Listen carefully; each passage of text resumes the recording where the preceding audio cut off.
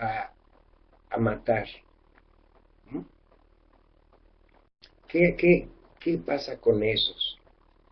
Son imputables? Eh, ¿Son psicópatas? ¿Son sociópatas?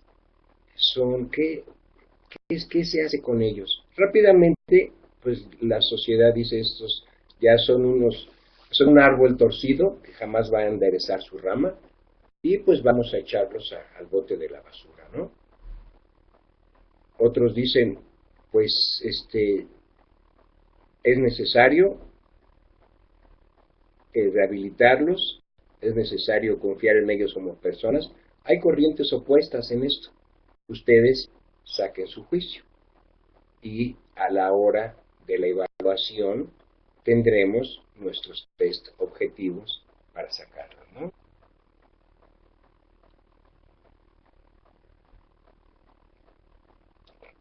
Así es, Erika, como nos platica.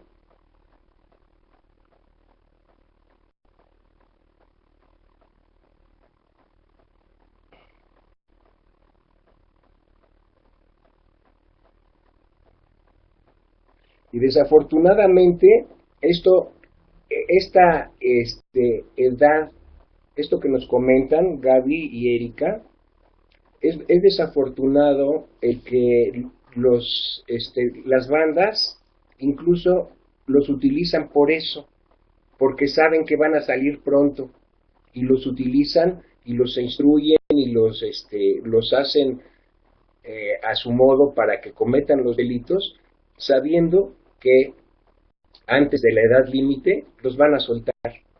Está incluso planeado. Bien, pero aquí había una pregunta que había hecho antes, este, desde antes y que yo no había contestado porque no había visto. Este,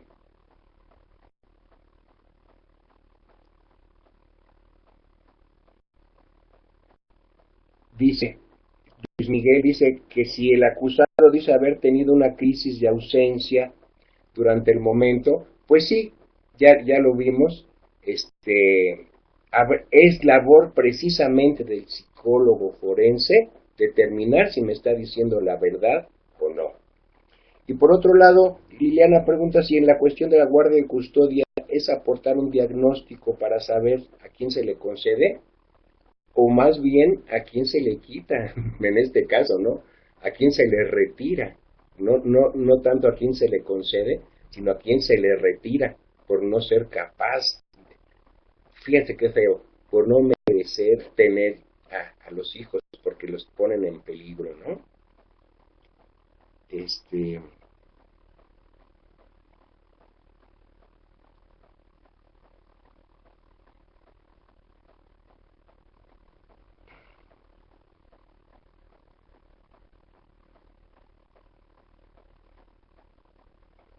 Guadalupe pues tiene una bonita opinión.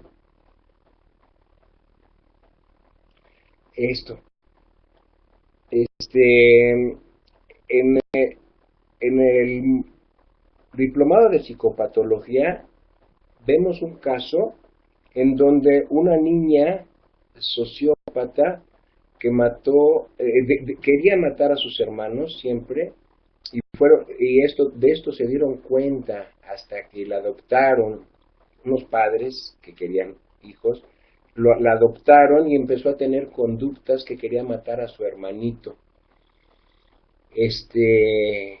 La llevaron al psicólogo, hay documentos al respecto que les digo, yo los subo en este diplomado, y y ahí precisamente se ve cómo la niña actualmente tiene 30 años y es una madre de familia feliz.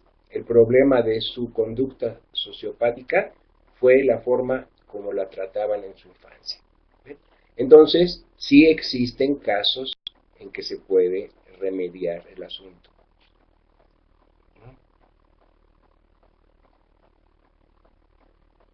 Bien, ¿qué más tenemos por acá?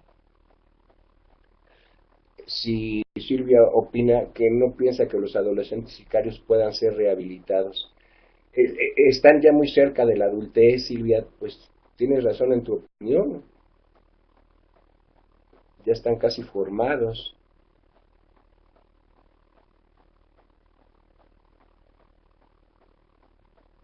Sin embargo, la opinión de Guadalupe también es si tú haces una evaluación integral y das un tratamiento, incluyendo reclusión en prisiones extremas, en donde se puede hasta modificar su conducta, ¿sí? Lo que pasa es que no hay dinero para eso y tampoco nos importa mucho como sociedad.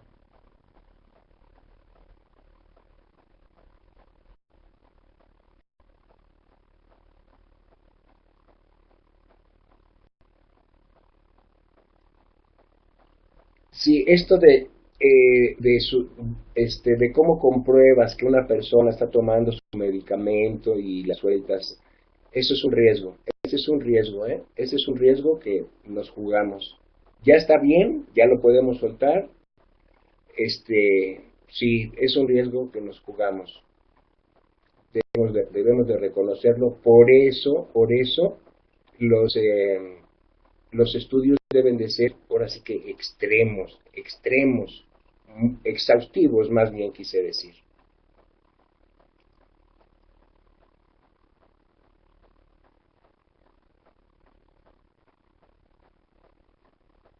Sí, no, reclutados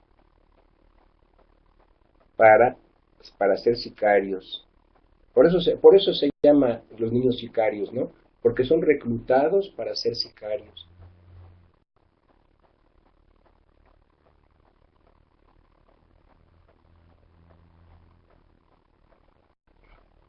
Esto que nos expone Guadalupe es válido para todos. ¿Qué crees? Menos para los psicópatas, Guadalupe. Los psicópatas no tienen rehabilitación. Los psicópatas, por eso son imputables también, porque saben lo que hacen, pero no tienen sentimientos. Tienen un daño en la amígdala que impide que puedan procesar esas emociones sentimentales hacia otras personas. Solo les importan ellos mismos. Entonces los psicópatas no tienen rehabilitación. Los sociópatas, sí, hay una diferencia. Los psicópatas, el daño lo tienen en la amígdala, es un daño orgánico. Los sociópatas es un daño social, presentan casi la misma conducta, pero el sociópata sí tiene sentimientos a los cuales podemos recurrir, el psicópata no.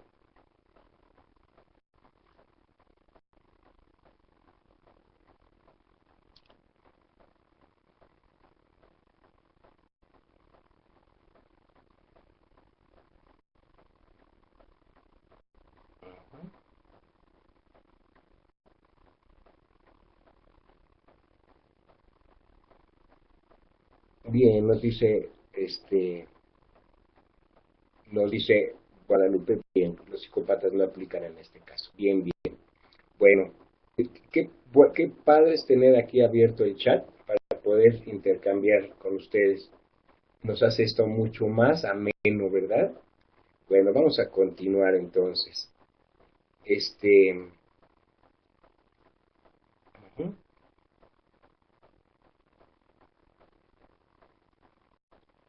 Rescatarlo aquellos en lo que explican un buen trabajo. Sí, así es, en un buen trabajo, en lo que siempre hemos estado insistiendo, ¿no? Y ya sabemos que hacer un buen trabajo implica ser honestos y pues trabajar bien, como se dice, ¿no? Hacer bien la tarea. Entonces aquí vamos a hacer una diferencia en lo que es un psicólogo perito y lo que es un psicólogo testigo. El psicólogo perito es quien es alguien que está experimentado en algo y y se designa para dar un conocimiento, una aportación de lo que es o no es, ¿no? Es llamado por la justicia para dictaminar sobre hechos cuya apreciación no puede ser llevada a cabo sino por aquel que, como él, es poseedor de tales nociones muy especializadas. Es el perito, para su opinión sobre algo que es. La característica del rol del perito es que no ha tenido ni tiene un conocimiento previo, ni contacto, ni interés alguno en el caso que se juzga o con las personas implicadas en él. Y esto se le ha llamado ex novo, ¿no? Está nuevecito ahí en el asunto. Ese es el perito, es el psicólogo perito. Y el psicólogo testigo, su función es relatar aquello de lo que ha tenido conocimiento relevante.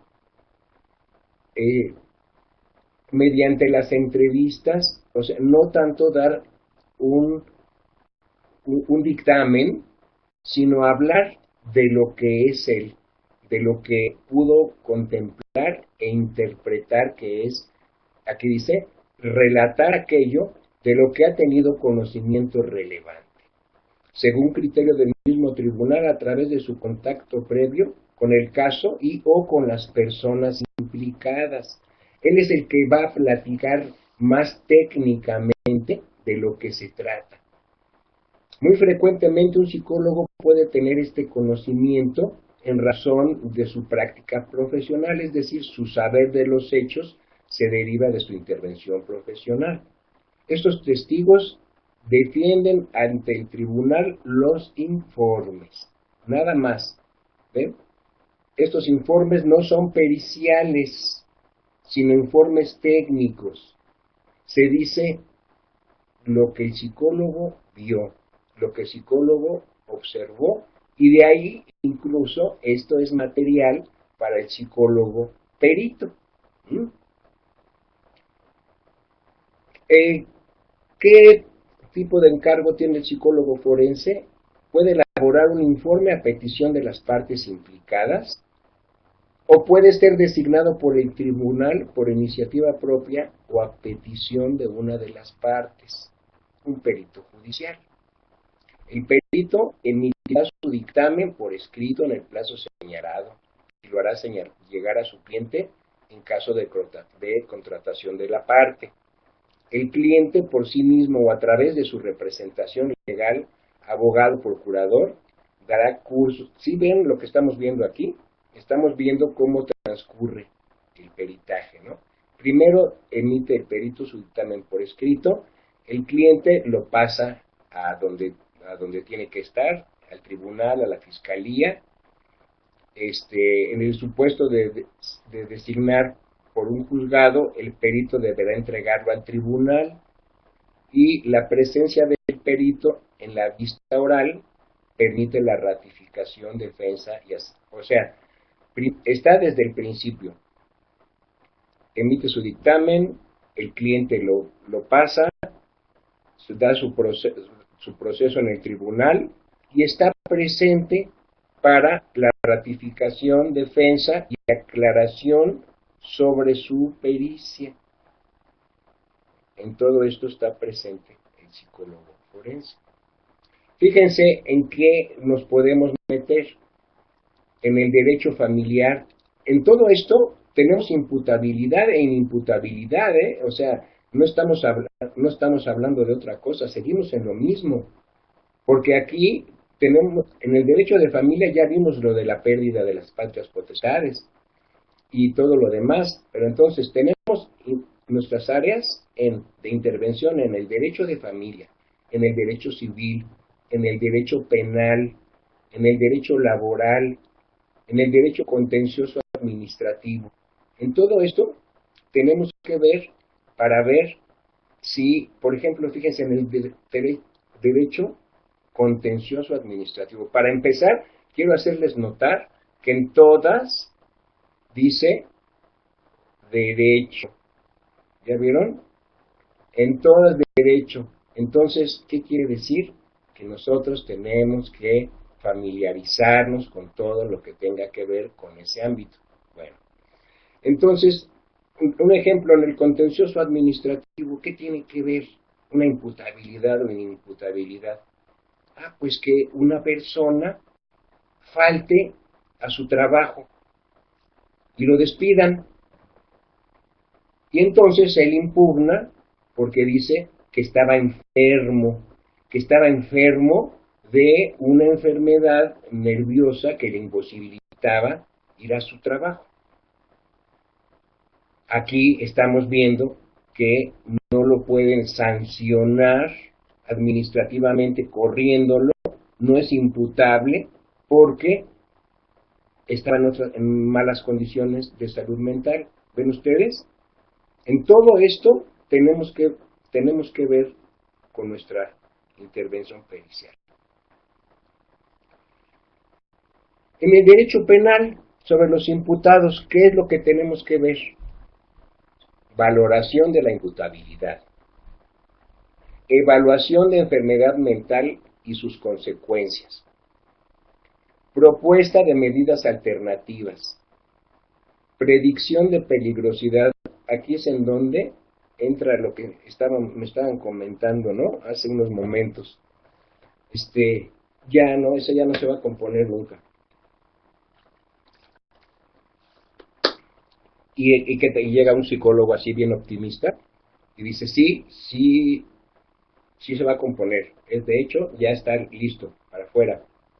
Sale y mata a alguien, ¿no? Y determinación de perfiles criminológicos. En todo esto, del derecho penal, tiene que ver el psicólogo forense. ¿Qué instrumentos para la evaluación psicológica de la imputabilidad? Vemos que la evaluación de la responsabilidad penal es uno de los aspectos más controvertidos del trabajo forense, ¿no?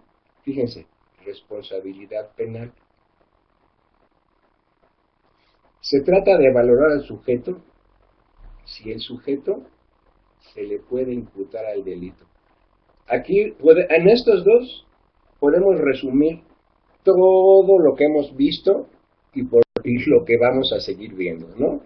Claro, creo que un poco resumido al extremo, pero bueno, porque es la responsabilidad penal y si le toca.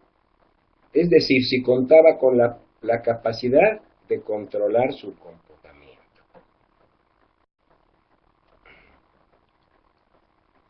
Dice, el psicólogo forense, nos pregunta Silvia, ¿el psicólogo forense puede hacer un perfil criminológico? No puede, debe, es su deber. El psicólogo forense, por eso, si ustedes se dan cuenta, en la criminología, por eso el psicólogo forense estudia criminología.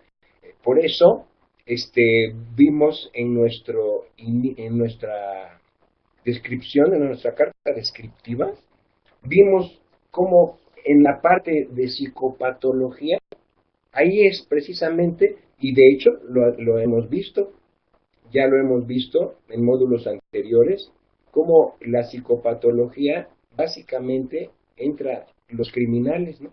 La psicopatología del criminal, en donde una de las cosas que es curiosa es decir, ¿quiénes son más criminales?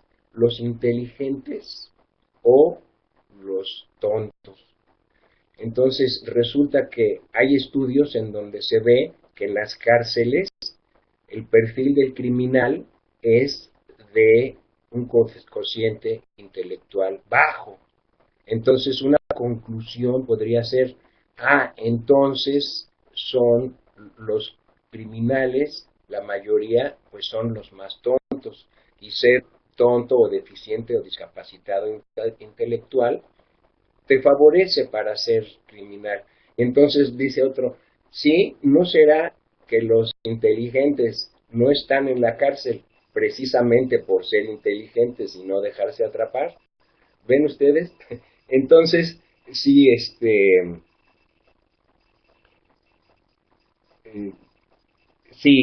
sí, la respuesta es, el psicólogo debe saber hacer un perfil criminológico, el psicólogo forense, es parte fundamental de su trabajo.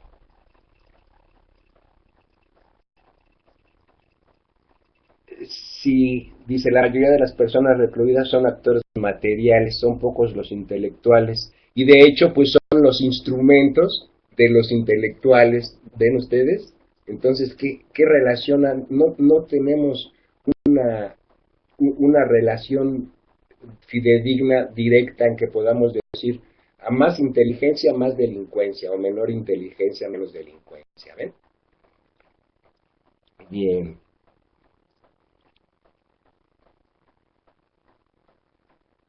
sí. Los actores, exactamente. Bien, muy bien.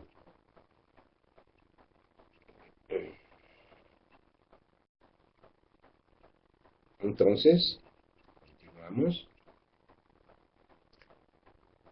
Entonces, el objetivo principal de la evaluación psicológica de la imputabilidad es reconstruir el estado mental del sujeto antes, durante y después del delito.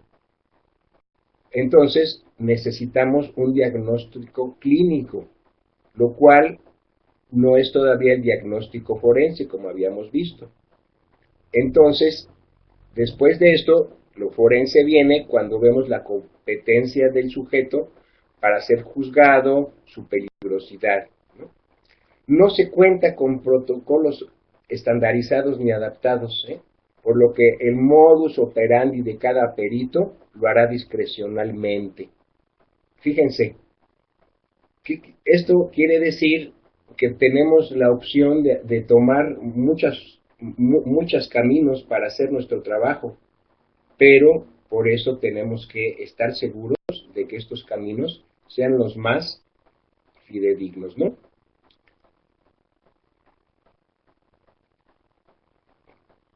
El concepto de imputabilidad tiene una base psicológica, ¿no?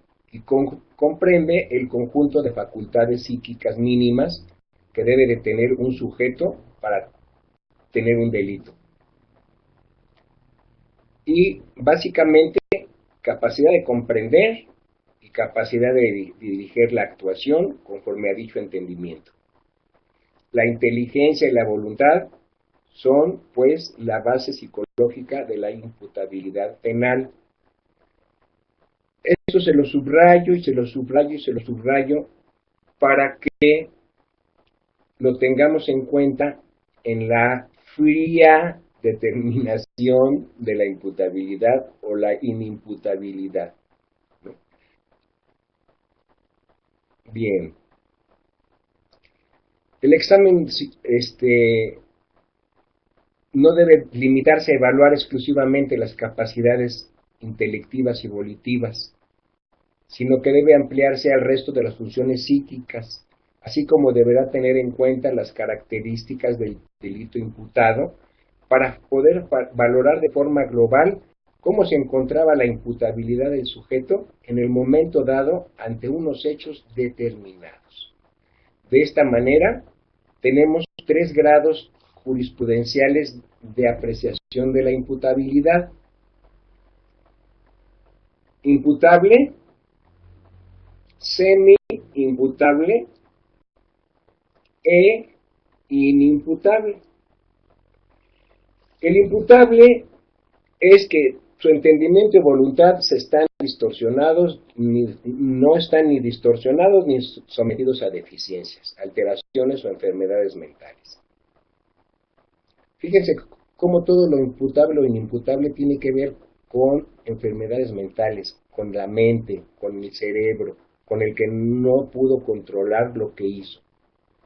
Semi-imputable, la persona sufre o ha sufrido en el momento del hecho, por lo que se le juzga una perturbación, deficiencia o enfermedad mental que, sin anular completamente su inteligencia o voluntad, sí interfiere en sus funciones psíquicas superiores. Por ejemplo, el caso de unas muchachas, unas señoras que mataron a sartenazos a un ratero que entró a su casa. Tiene unos meses que pasó esta noticia, fue muy sonada. No les van a aplicar todo el peso de la ley, pero sí les van a aplicar algo porque pues, no están, son personas normales mentalmente, ¿no? Inimputable, su incapacidad de conocer lo que está haciendo está anulado. Eso ya lo hemos visto bastante bien. Pero entonces, si bien la inimputabilidad excluye la responsabilidad legal, no excluye la posibilidad de imposición de medidas de seguridad. O sea, no es culpable, no sabe lo que hace, pero tampoco queremos que siga dañando a los demás. Entonces, puede delatar una personalidad peligrosa y entonces la ley, por lo tanto, prevé medidas de seguridad para ciertos inimputables. Básicamente, en un psiquiátrico. Lo cual, nuestros psiquiátricos, no sé si alguno de ustedes conoce nuestros psiquiátricos.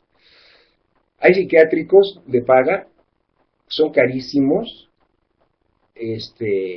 y no hacen más que cuidar a las personas, no hacen otra cosa.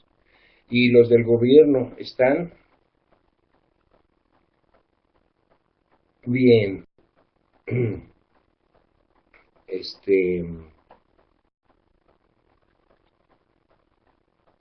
el psicólogo, en el peritaje psicológico, debe determinar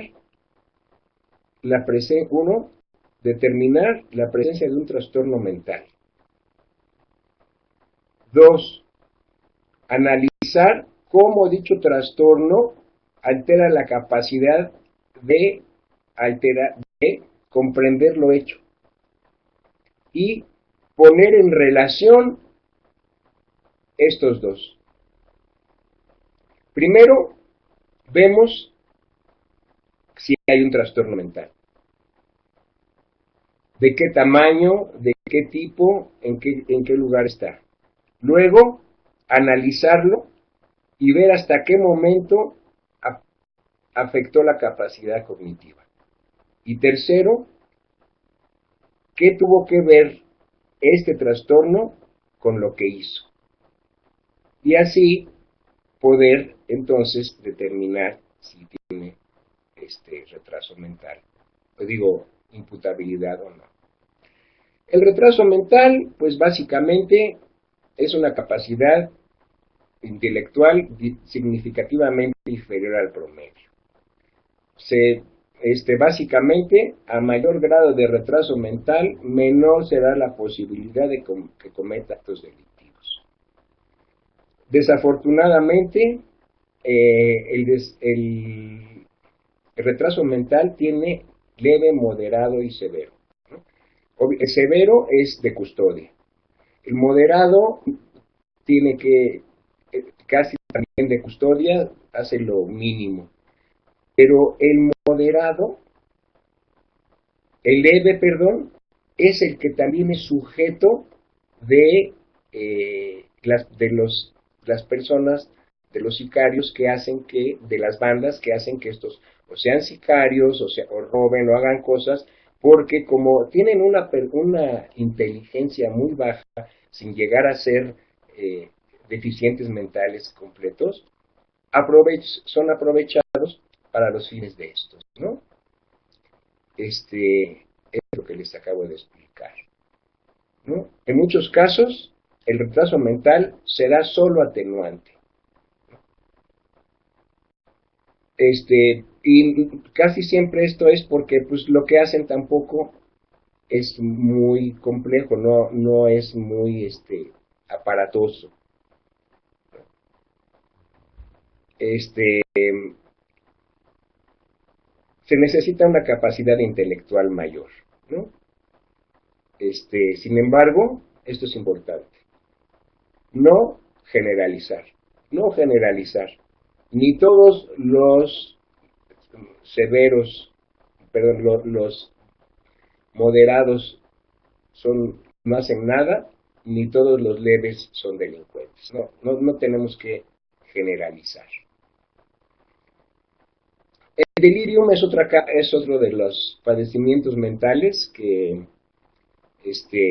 determinan la imputabilidad, porque pues nos presenta importantes dificultades para mantener la atención y tiene grave deterioro de la memoria, sobre todo de la memoria a corto plazo, desorientación espacio-temporal. Los delirium son de las esquizofrenias, ¿no? No se puede generalizar. También tenemos que revisarlo como cada caso único, ¿no? Si se demuestra que la acción se produjo en estado de delirium establecido y pleno, la inimputabilidad será total. Esto es muy relativo. Situaciones intermedias de delirium. Por ejemplo, aquí en México no está contemplado, pero en España sí.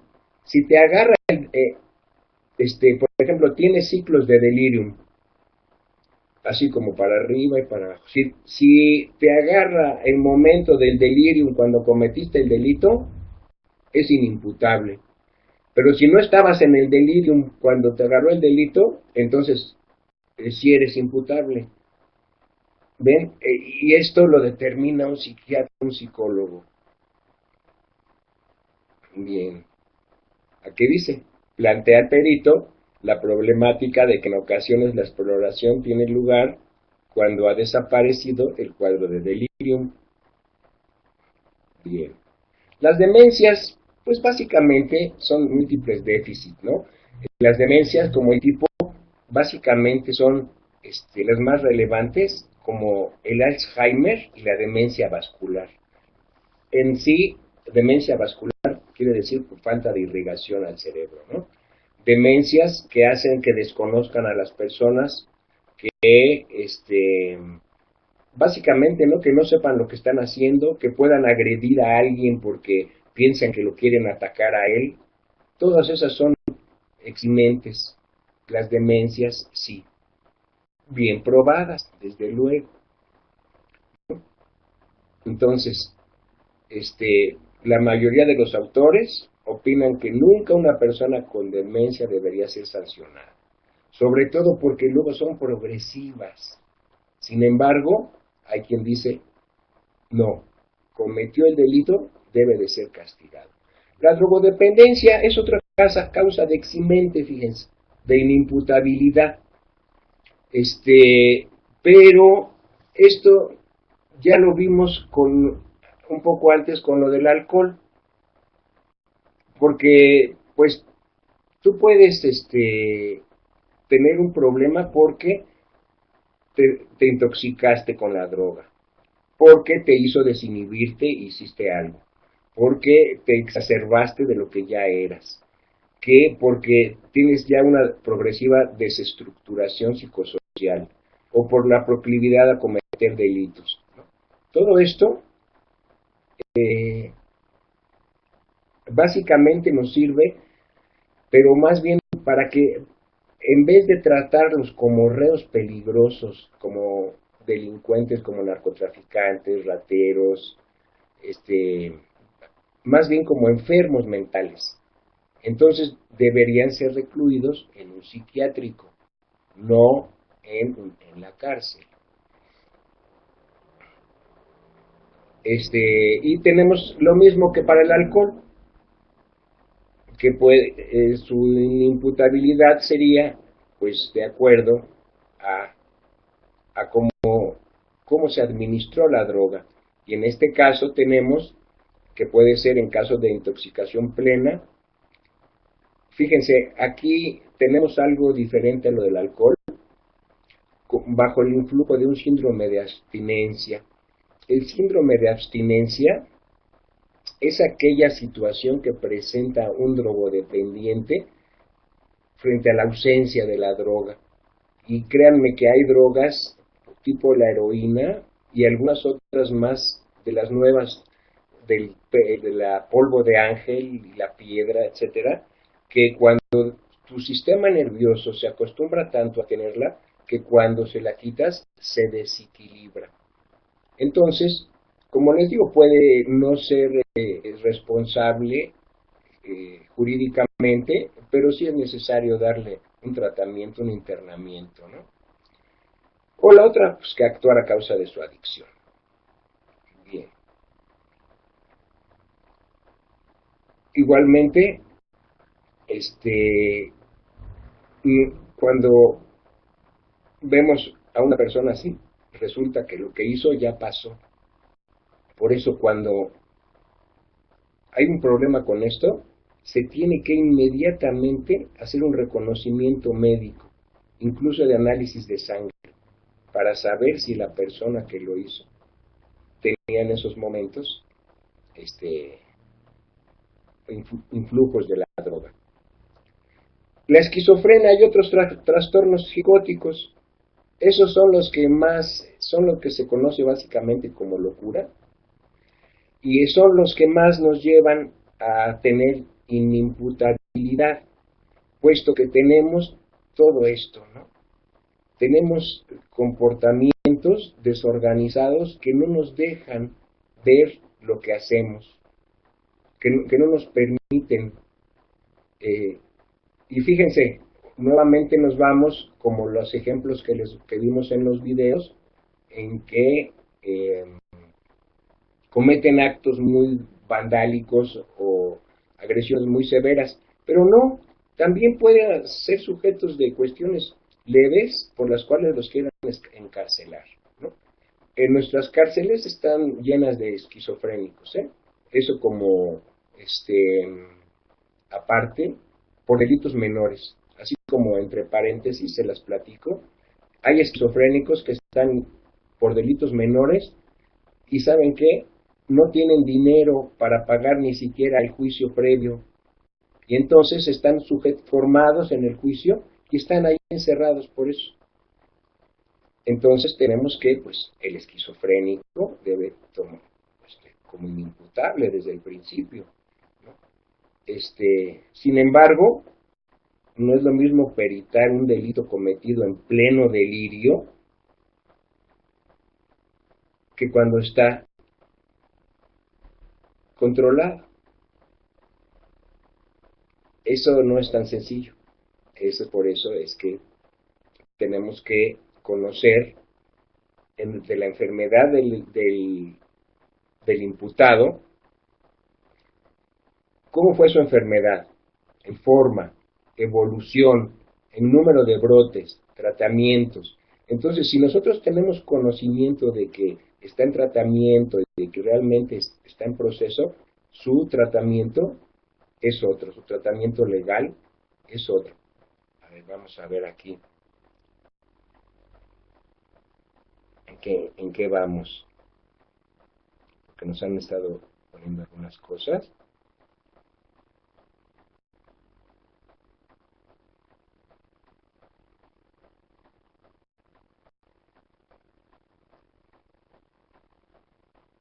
Exacto, nos dice Gaby Torres, en el caso de la demencia de los menores de edad debería haber una sanción para la persona responsable.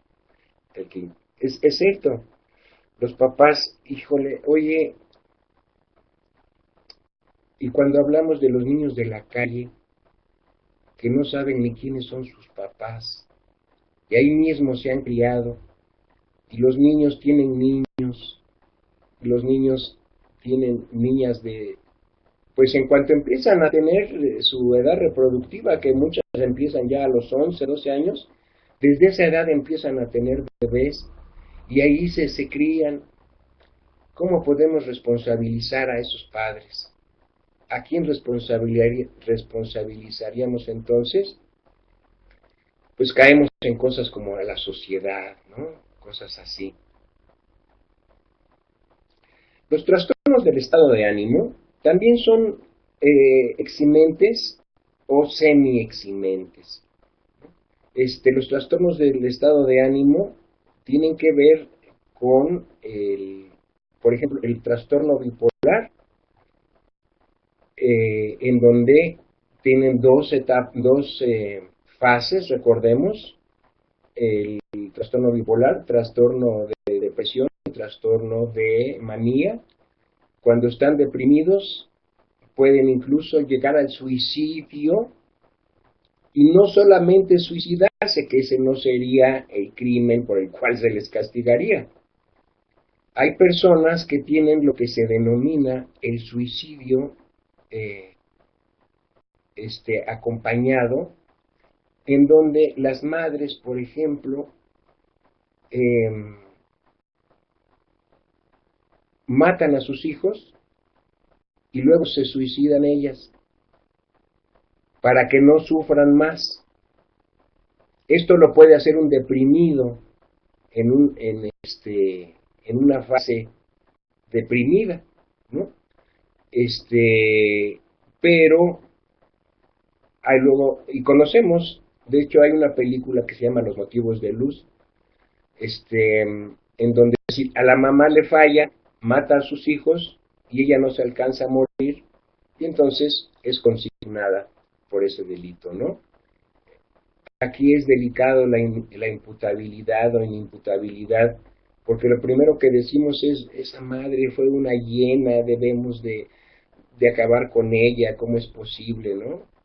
Pero no sabemos realmente cuáles fueron los motivos, ¿no? La depresión se llama suicidio ampliado, miren ustedes. Se llama suicidio ampliado, en donde mata a sus seres más queridos para aliviarles de la insoportable carga de la vida y evitarles los sufrimientos que tendrían. Yo aquí pues no puedo opinar nada, la verdad, me guardo mi opinión.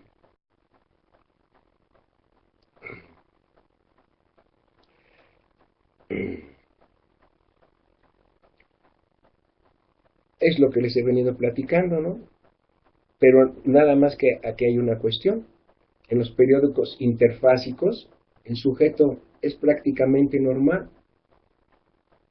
Y entonces nadie sabe cómo es, y en el momento del hecho realiza su acto delincuente, su delito, su acto delincuencial, y entonces es en donde el psicólogo forense debe analizarlo para ver si puede ser, ¿no? Los trastornos del control de impulsos, todos estos están clasificados en el DSM-4, pero habría quien consideraría que no, ¿eh? Que no puedes controlar tu impulso. No, pues sí lo es. El más común es el trastorno explosivo intermitente. No nos lleva a matar gente, pero sí a destruir cosas, ¿no? El robo del cleptómano.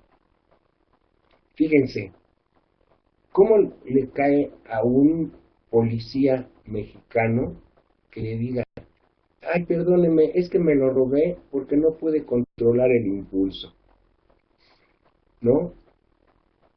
Realmente esos son eximentes que ya están como mucho más, ¿cómo les digo? Más profundos, ¿no? ¿Cuáles son los motivos? La provocación del incendio por los pirómanos.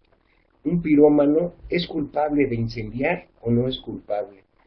Cuando su única disculpa es que no pude contenerme, no pude contenerme.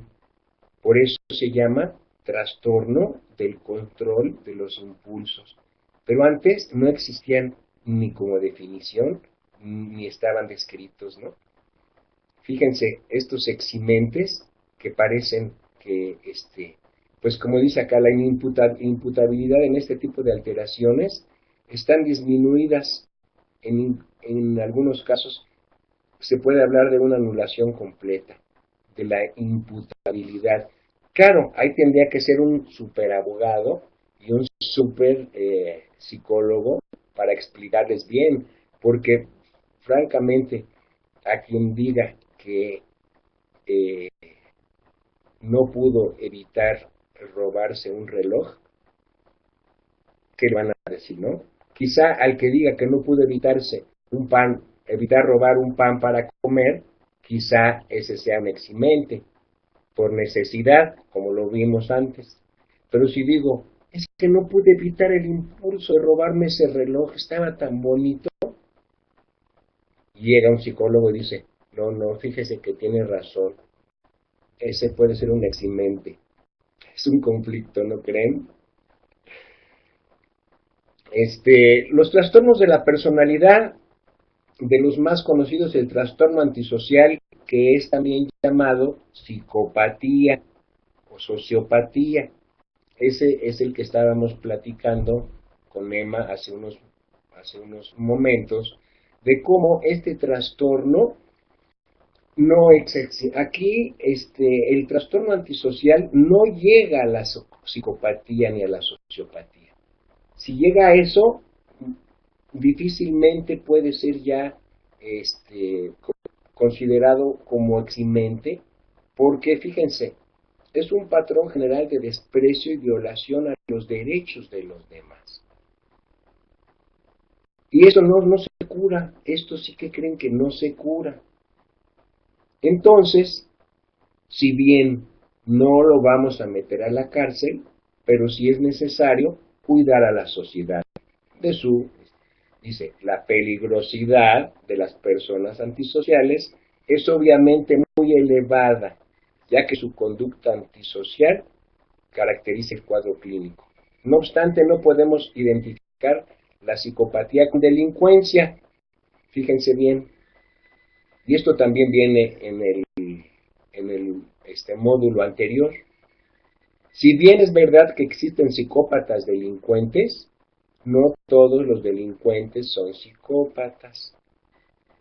O sea,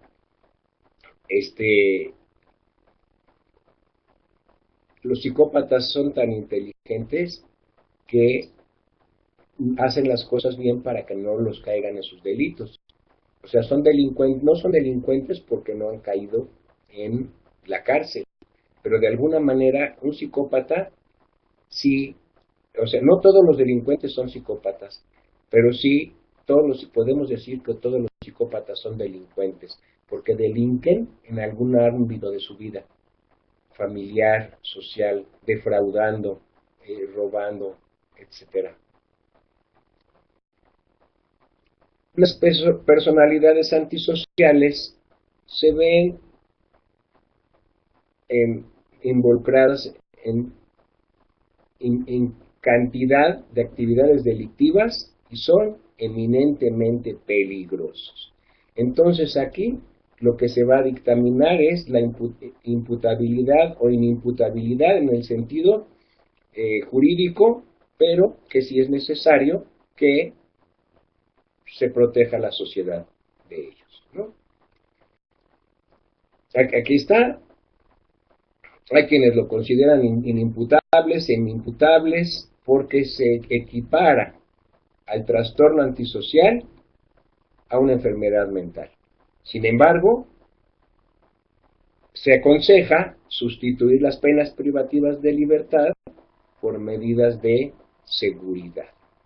La psicopatía solo atenúa la responsabilidad. ¿Ven ustedes lo que les decía? No es eximente.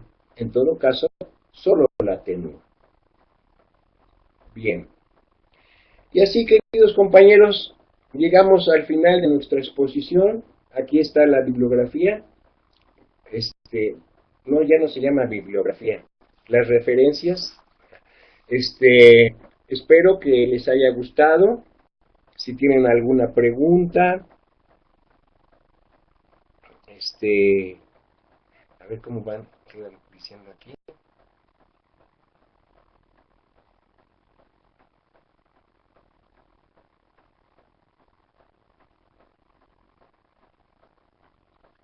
Sí.